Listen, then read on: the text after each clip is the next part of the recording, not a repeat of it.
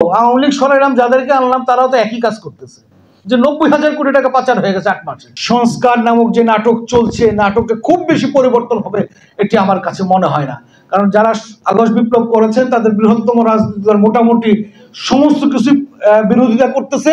সেই বিরোধিতা করতে করতে যে কোথায় যেয়ে দাঁড়াবে আমিও আশঙ্কা প্রকাশ করি, এবং দেশ বিরোধী একের পর এক। কারণ এত বড় বিপ্লবের পর, 90-এর গণ অভ্যুত্থানের পরও আমরা কোনো পরিবর্তন পাই নাই। আগস্ট বিপ্লবের পর নানা কথা শোনা যাচ্ছে যে 90,000 কোটি টাকা পাচার হয়ে গেছে 8 মাসে। তার মানে কি দাঁড়ায়?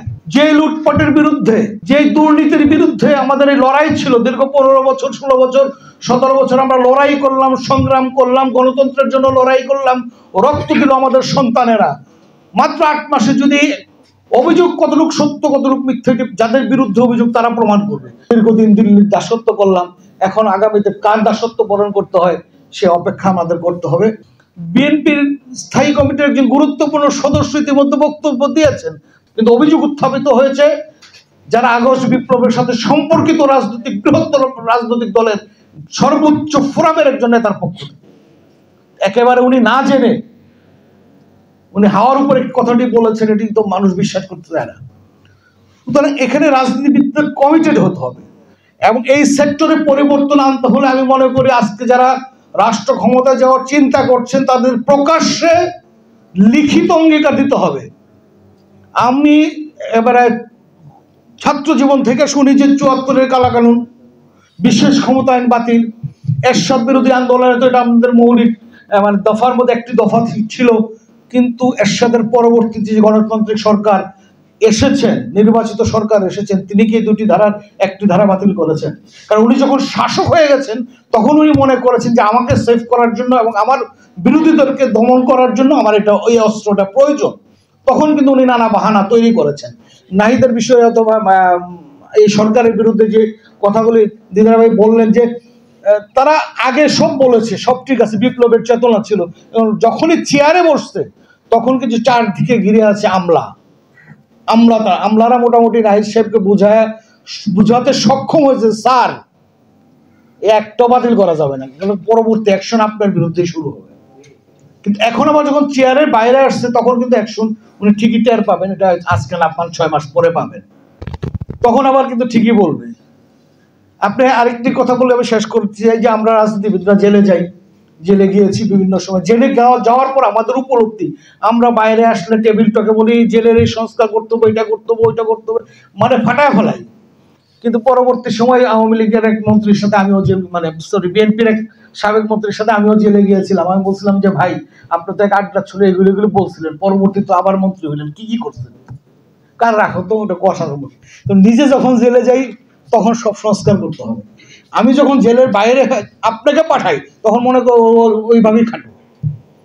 এই চরিত্রের অর্থাৎ শাসক শ্রেণীর যে চরিত্র, মৌলানা বসে সে উক্তি, পূর্বের সাদা শুয়ো আর পশ্চিমের কালো শুয়োর হারামি।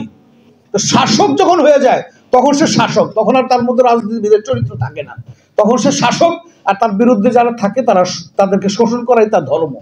এই ধর্ম থেকে যতক্ষণ বের হয়ে আসতে পারবে, শাসক যতক্ষণ সেবক হতে না পারবে ততক্ষণ পর্যন্ত খুব বেশি পরিবর্তন হবে বলে আমি আশা করি না। কারণ এত বড় বিপ্লবের পর, 90-এর গণ অভ্যুত্থানের পরও আমরা কোনো পরিবর্তন পাই নাই।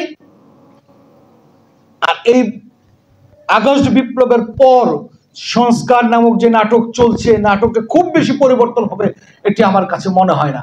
কারণ যারা আগস্ট বিপ্লব করেছেন তাদের বৃহত্তম রাজনীতি দল মোটামুটি সমস্ত কিছু বিরোধিতা করতেছে। সেই বিরোধিতা করতে করতে যে কোথায় যেয়ে দাঁড়াবে আমিও আশঙ্কা প্রকাশ করি, এবং দেশ বিরোধী একের পর এক নানা কথা শোনা যাচ্ছে।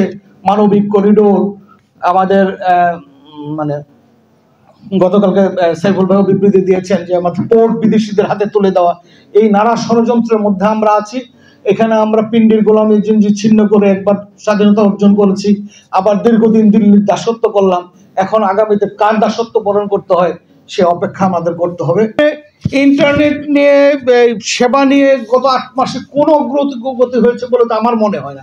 গত পরশুদিন একটা প্রোগ্রামে আমি মহিউদ্দিন ভাইয়ের সাথে ছিলাম যে গত 15 বছর যারা সিন্ডিকেট করে এই সেক্টর দখল করে রেখেছে তারাই আবার কাজকর্ম করতেছে, তাদের বিরুদ্ধে তো কোনো অ্যাকশন এখনো দেখা যায়নি, একটি প্রতিষ্ঠানের বিরুদ্ধেও দেখা যায়নি।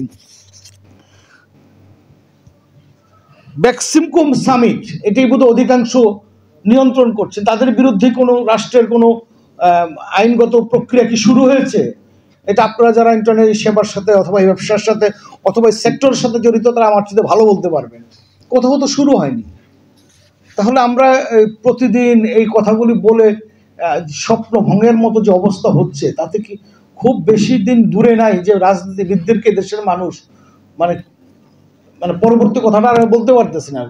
এমনি কিন্তু আমি মনে করি, এটা আমার অভিজ্ঞতা, আমি এখনো গ্রামে গঞ্জে যাই, তো খুব সাধারণ মানুষের সাথে মিশার চেষ্টা করি। এখনো আমার মনে হয় না গ্রামের সাধারণ মানুষ এখনো রাজনীতিবিদদের বিশ্বাস করে। গ্রামের চা স্টলে যে কিছুক্ষণ আড্ডা দিয়ে দেখেন, হাটে বাজারে ঘন্টা 2-3 আড্ডা দিয়েন, ও সর্বশেষ তুমি তো রাজনীতি করো, তুমিও তো ওই দলের লোকই। মানে আপনি কিন্তু এখনো ওই রিক্সাতে উঠবেন, বাসে উঠবেন, এখন কিন্তু আবার সরিয়ে মানে ছড়াই গেছে, ও আওয়ামী লীগ সরাইলাম, যাদেরকে আনলাম তারাও তো একই কাজ করতেছে। বিএনপির স্থায়ী কমিটির একজন গুরুত্বপূর্ণ সদস্য ইতিমধ্যে বক্তব্য দিয়েছেন যে 90,000 কোটি টাকা পাচার হয়ে গেছে 8 মাসে। তার মানে কি দাঁড়ায়? যে লুটপাটের বিরুদ্ধে, যে দুর্নীতির বিরুদ্ধে আমাদের এই লড়াই ছিল দীর্ঘ 15 বছর, 16 বছর, 17 বছর আমরা লড়াই করলাম, সংগ্রাম করলাম, গণতন্ত্রের জন্য লড়াই করলাম, রক্ত দিল আমাদের সন্তানেরা। মাত্র 8 মাসে যদি অভিযোগ কতটুকু সত্য কতটুকু মিথ্যে, যাদের বিরুদ্ধে অভিযোগ তারা প্রমাণ করবে। মহিউদ্দিন ভাইকে ধন্যবাদ জানাই। আরেকটি কথা বলতে চাই, ষড়যন্ত্র থাকবে, এটি হলো একেবারে চিরাচরিত্র আমাদের বাঙালি চরিত্র। 1 মিনিটে শেষ করতে চাই। দোজখের অনেক পাহারাদার থাকে, কিন্তু বাঙালিদের জন্য কোনো পাহারাদার থাকবে না। জিজ্ঞাসা করা হলো যে ভাই এখানে পাহারাদার নাই কেন? ওইখানে দরকার নেই, একজন উঠতে চলে বাকি 9 জনটাই না ওনার দোজখে রাখবো, বেহেশতের ধারে কাছে ওদের যাইতে দিবে না। সুতরাং আমাদের জন্য আমরাই যথেষ্ট। আমাদের এখানে সবাইকে সচেতন থাকতে হবে যে ষড়যন্ত্রকারীরা এবং সিন্ডিকেট যাতে আমাদের কারোই ক্ষতি করতে না পারে। আপনাদের সকলকে ধন্যবাদ জানিয়ে এবং যারা দর্শক শ্রোতা তারা আমার বকবক শুনলেন জন্য তাদের প্রতি কৃতজ্ঞতা জানিয়ে শেষ করছি। আল্লাহ হাফিজ।